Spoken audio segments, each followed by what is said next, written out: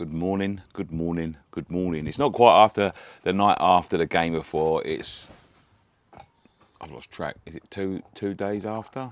2 days after the game before. I was travelling back yesterday, had no sleep, did do a little bit. But what I thought I'd do, I filmed some footage inside the ground, and I thought I'd take you through a little bit of our experience, something a little bit different, getting to the ground. So we turned up out to the fan park around 6 o'clock, and some coaches were going. Now, we was trying to get into the fan, but couldn't work our way in, and nearly got beat up by a policeman trying to talk to someone about how we get in, which was a good start.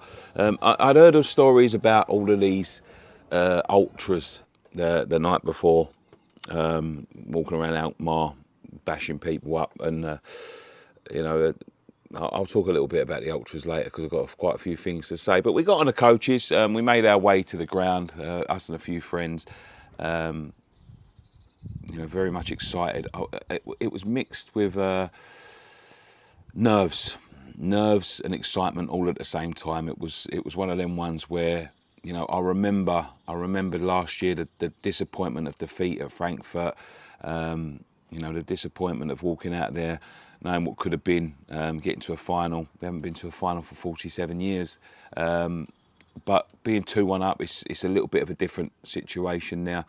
I spoke to quite a few people about Ryan's fan cam. They was all interested in the little one that Prague that way, airport that way, and ultimately Declan would quote that at the end of the game. So it's been well received by the guys, and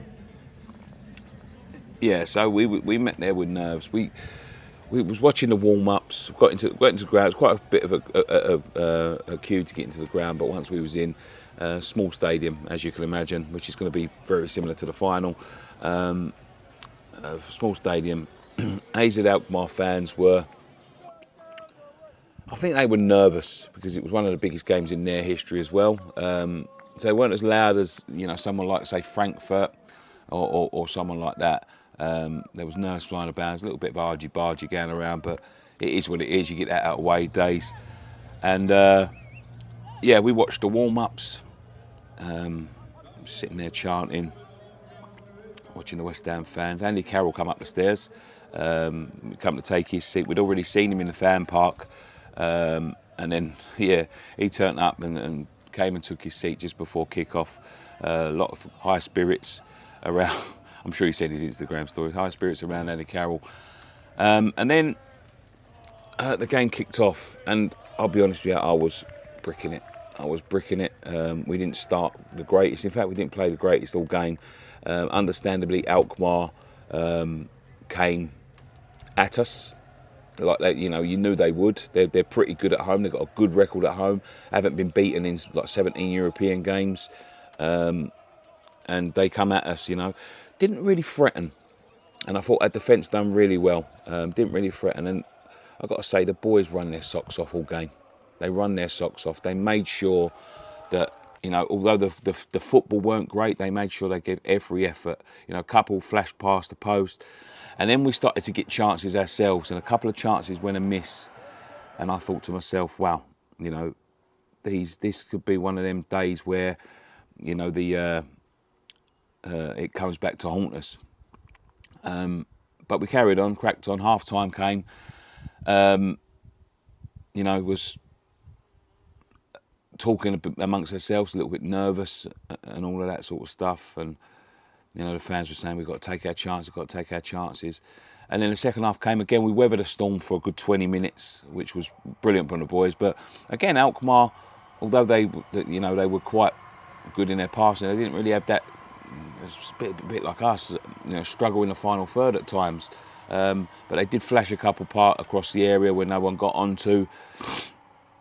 And then we started to play ourselves, and we created a few chances. And I remember the Aguirre one, which I thought, it's more or less an open goal. It's a tap in. He miscued it, and I thought this could really be one of them ones where it comes back to haunt us. But ground on, found ourselves about the 80th minute, and the nerves inside the ground were, you know, that you know, they were evident. You know, people were biting their nails at this point. AZ cracked on, we cracked on, AZ cracked on, we cracked on. It's a good game. And then, as you know, like, you know, I think Danny Ings was, you know, industrious. His touch was on point. He was running them ragged. You know, something really to think about. And then all of a sudden, it was a different dynamic. And as AZ, you know, pushed for the equaliser, there was always going to leave gaps for us. And up steps, you know, I'm not going to say a forgotten hero because no one's ever forgotten him, but, you know, a very underrated hero, Pablo Fornals, on the halfway line, skips past, little bit of skill, nutmegs a defender, keeps on going, composes himself, which is something he gets criticised for a lot, and then slots it in the back of the net, and we're going to Prague. And, you know, you'll see in the footage that I had on the end here, it's fantastic. It was, you know, I was fighting back tears. I saw people that, you know, I've seen up and down the country, 7 years, 8 years, following West Ham home and away. Well, 40 if you want to, before we done the channel, but 7, 8 years that we've done the channel, you know, in floods of tears, and just so proud, and just, you know, a moment to remember for a lot of us. And then we saw, you know, I filmed it, you see it now, the altercations between the ultras and the, you know, the players' families. Now, I'm hearing stories about something happened last week at West Ham. I don't know anything about that, and I'm sure if you ask a lot of the, you know, of the real fans, they, you know, if anything did happen, that would condemn it. I've never seen anything online. I've never seen any videos. I've never seen anything like that. But all of a sudden, they come round, they smash down a gate, which, you know, is fucking disgusting. You've got players' girlfriends there, family, kids, you know, ex-players, and they smash down the gate and they go up and they start to try and make their way up the stairs to you know, what they've got to do, you don't know, you know. Listen, this ultra culture, you know, I respect big fans of football clubs, but there is a movement, especially in Europe, and we've seen it a lot, where there is just fans that balaclava themselves up, that are just there to make trouble. And, you know, I respect, you know, ultra fans of the football clubs and ultra culture and all of this sort of thing, and this, you know, but some of these clubs, man, they need to do some stuff about this. They cannot be letting, you know, and the fact of the matter is this: in a lot of these football clubs across Europe, they bow down to them. They bow down to ultras. You see them last week at Milan. The players went and got a good telling off from the ultras. You know, they respect them. They have meetings with them. They you know, they meet with them. You know, they work with them, which is fine. But then when things like this happen, look, Alkmaar are not, I don't think they're proper ultras. They're just, you know, just people that stick a balaclava and want to fight. And I tell you what, it just shows you that these people are cowards. They're cowards. They put on balaclavas. They're trying to attack families. I didn't see none of them. They're all running around 50, 60, 70 people, you know, kicking the shit out of one person on the floor, or 2 people or 3 people. They're all right when they're outnumbering people. But I tell you what, there was 2 guys. I know one's not named Knowlesy and another guy, but there was a few on the stairs of this place.